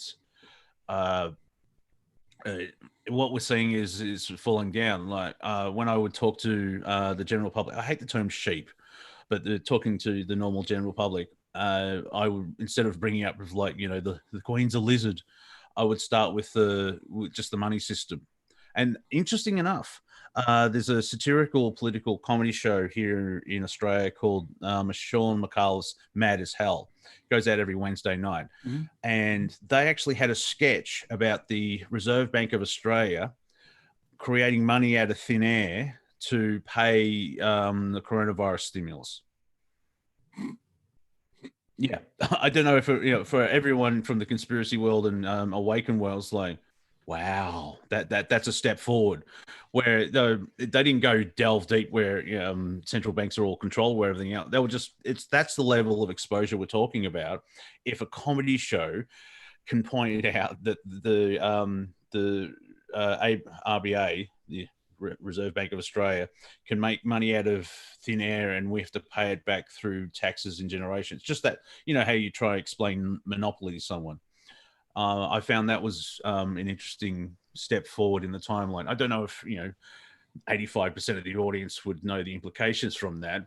However, that information went out on the nation's broadcaster. Okay. So I want to answer some of the stuff that's about the powers that be in the chat room. The greatest thing we can do is make them irrelevant to our greater growth. When they become average, everyday Joe nobodies, make them irrelevant to our greater growth. Because what do they want to be done is known as masters of history. They are but a minor period in the dot of history. Forgotten to the waves of ever-evolving time. The greatest thing we could do for ourselves and the growth of this world. I might bring them up though for comedy value, so hopefully they don't. Well, until that time is, we're gonna poke the shit out of them. Yeah, well, yeah, and that's part of dismantling it. In England or the UK, the Peter Cook and Dudley Moore, I can't remember the show, I do apologize, but I think it was mid to late 60s. They were doing a live show, and Peter Cook was actually doing an impression of the Prime Minister. And that was the first time a comedian took the mickey or took the piss out of authority. And just look at today, because I can't watch any late night comedian because they're still bashing Trump, which, I understand that's their free will, but it's been the same material for 4 years. And like, just write a new joke. But it's by taking it down where there's people who are relevant, because their power has been stripped from them. And as you mentioned earlier in the show, basically, this year has shown the corruption in the system, which is multiple levels of political, medical, financial. It's the whole thing is corrupt. Now, I wouldn't recommend not going into the negative from that, because we've known this for a decade, I think a lot of people, not people listening, because I think we've gone through that shadow work. However, a lot of people that, like in conspiracy world, they've been talking about this and they're going to do this, they're going to do this, and now it's happening. They're freaked out because it's like, oh, wait, it's really real, and they're responding to it in a negative way. Yeah, they're doing that. Yeah. Which like our latest interview is doing quite well on YouTube. A lot of comments saying, well, fantastic. So that seemed like a divine moment in time to have that chat and put it out. One thing I've got out of it from a comedic world, and we have to do t-shirts, Andrew, is Conspiracy World. T-shirts and bumper stickers. We have to. Yeah. Conspiracy World, like Wally World in National Vacation. The spiritual Disney World. I'm just thinking of the big rides we could have, the rabbit hole. If you want your kids to be occupied for 9 months, just put them in the rabbit hole and you won't see them. So, comedy gold to be mined in that angle. And then the next news title, kids being lost to this thing called the rabbit hole. News at 11. Yeah, well, how's my cough? Just ask me. Yeah. How's my cough? Just ask me. Exactly. Yeah.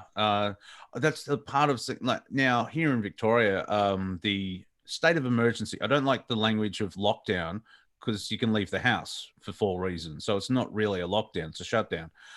State of emergency is pushed to the 11th of May, which is a Monday, and I think.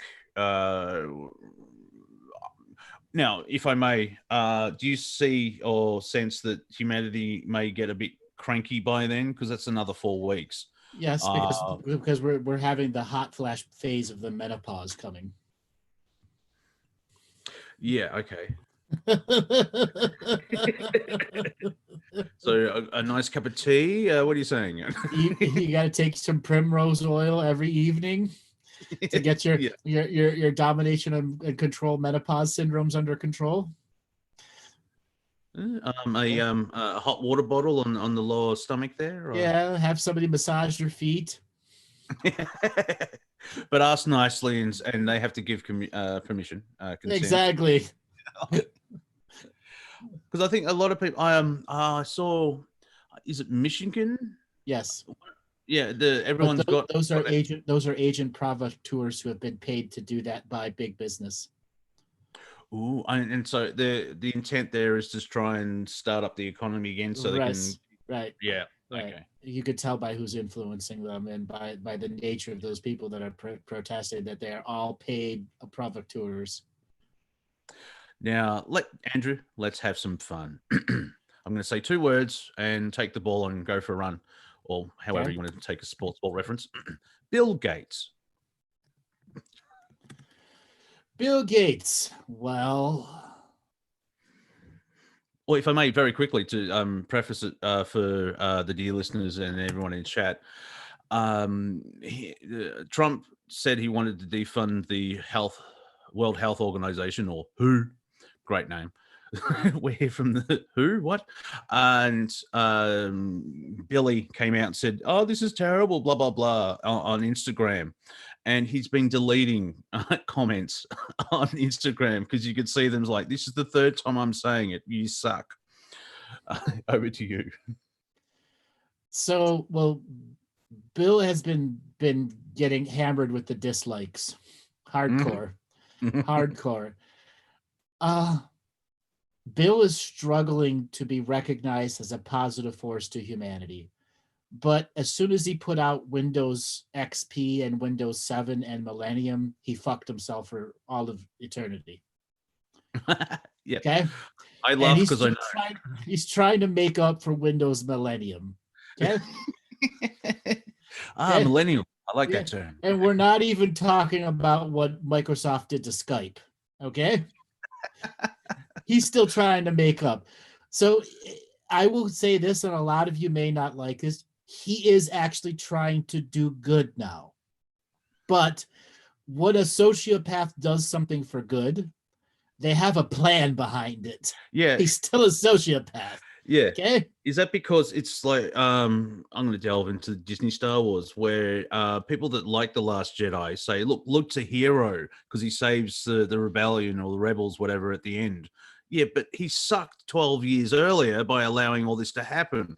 And so it's in a way they're consciously trying to get their karma back into balance. Or if they're a sociopath who's like, oh, that didn't work out well, I'm going to try and be awesome now. It's like, yeah, a little bit too late. Yeah, too much damage. Like, there's cracks in the dam and you've got a stick of chewing gum. It's not going to fix it. Right. So Bill can't rebrand himself like Monsanto did. Okay. So ultimately, as I said, he is trying to do good. Will he do good? I don't know that yet. I don't know. It all depends on who he gets on his team. His good team. Yeah. If you hire one lizard in the good team, it's not going to go very far, is it? No. Right. So not all vaccinations are bad. I want to make that a statement. Okay. Yeah. It is the vaccinations that have been hijacked and the orders that they put them into, the lack of actual testing, they don't give us the science, so on and so forth, and the fact that the pharmacopoeia companies run everything and write the laws. You take away the law, the way the laws are, and you put them back into real science, vaccinations can do good.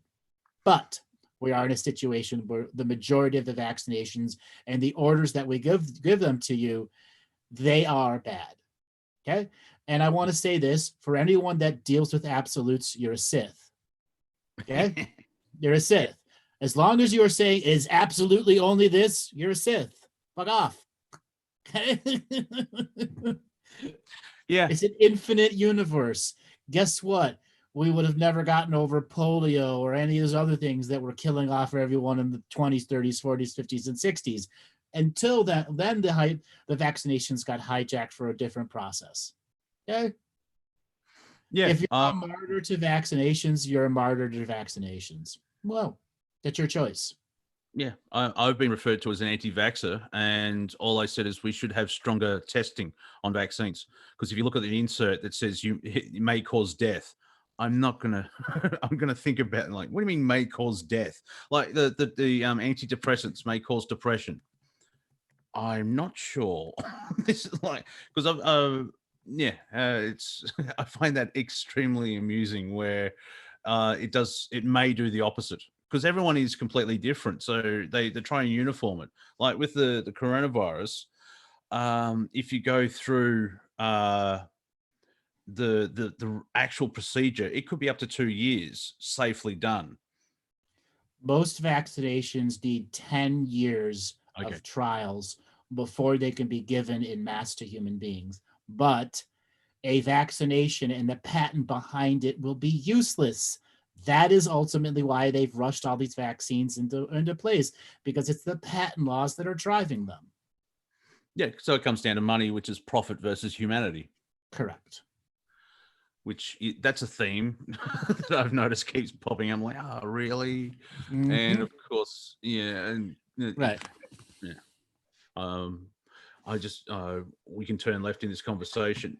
How should we deal with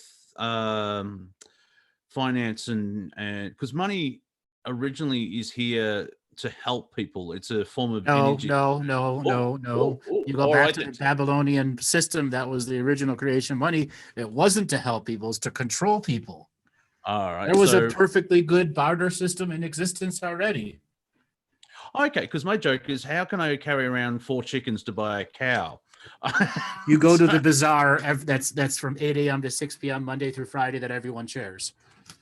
And you have a store that these 5 chickens are mine and those 9 chickens are yours. And that builds community as well. Yes, because it's a place like that. And so that's a market. And because my question was what was beforehand, and so I understand now that they simplified it, but there's a controlling element, because I haven't read the Bible. It's the Templars who really made the banking system, the controlling banking system, the way it is now. Yeah. Because the only time Christ was angry is with the money changers, and it's interesting that they left that into the books. So let's skip to now. How can Lightwork? How can people play the game? How's the best way of playing the game to thrive? Because I'm trying to shift from survive, but thrive in the moment of now, because people have been saying that this is a collapse of the economy and they're going to go into something else. And I mean, it could go multiple ways. However, if the powers that be, were, whatever you want to call them, still trying to keep control, we're not really, they just changed the name of the soft drink and you're still getting a soft drink. Yep. Ultimately, it's going to go into every direction you can possibly think, and they're going to try to market to you the direction they want it to go. And if you put your belief energy behind it, guess what? That's the way it's going to go for you. But it won't go that way for everyone. There is what I call the separation of densities, the whole point in which conscious belief in the reality is going to go one way or the other.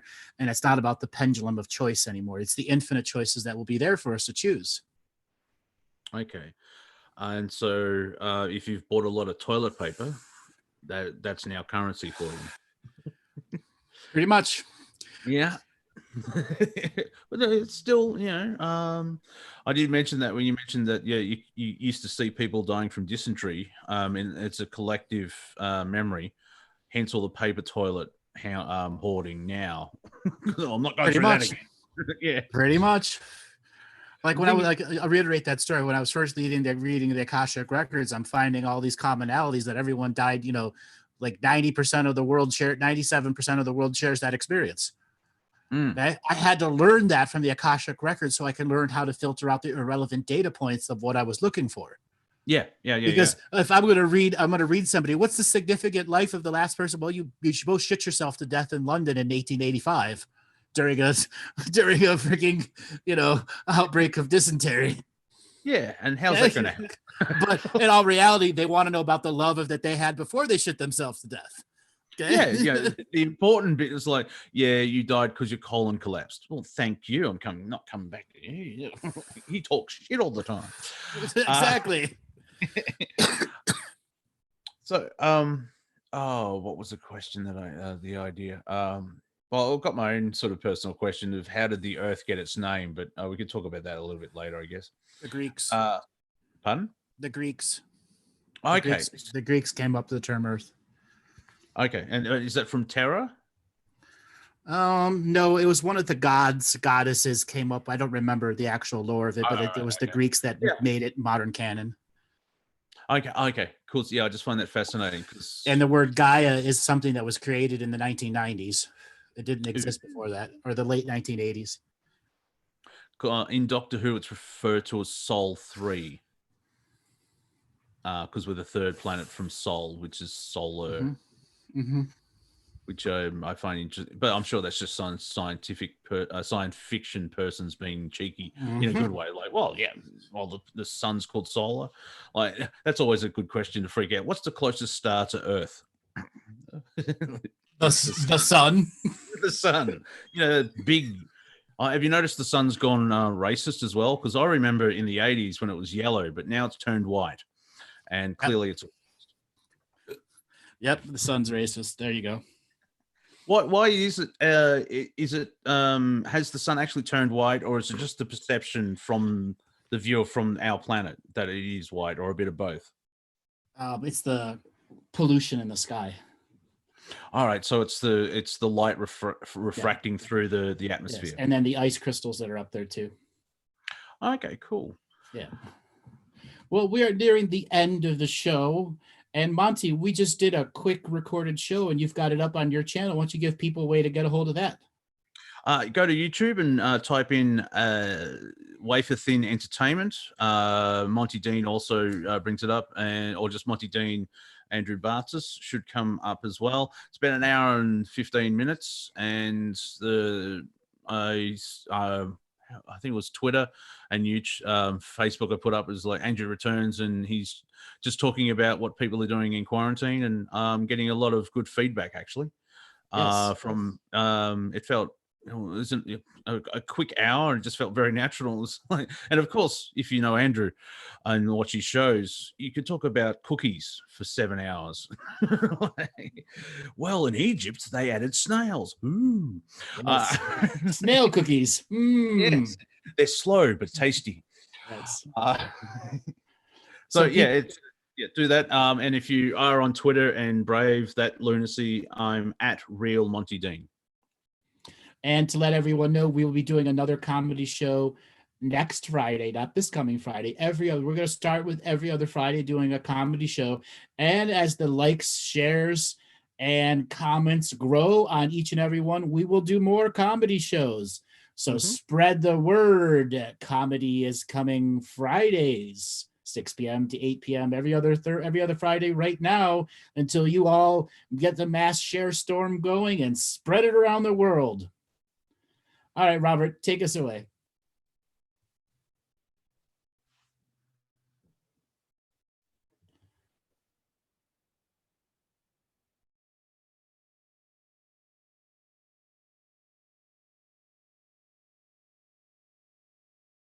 Is true. A galactic historian is a person that looks at all the lines of dramatic karma. Nudge, nudge, it's the Holy Grail. Improvise. Mysterious. It's counter psychic intelligence. Why is DNA farming of this star cluster so important? Because we do manifest our reality. We do create our reality.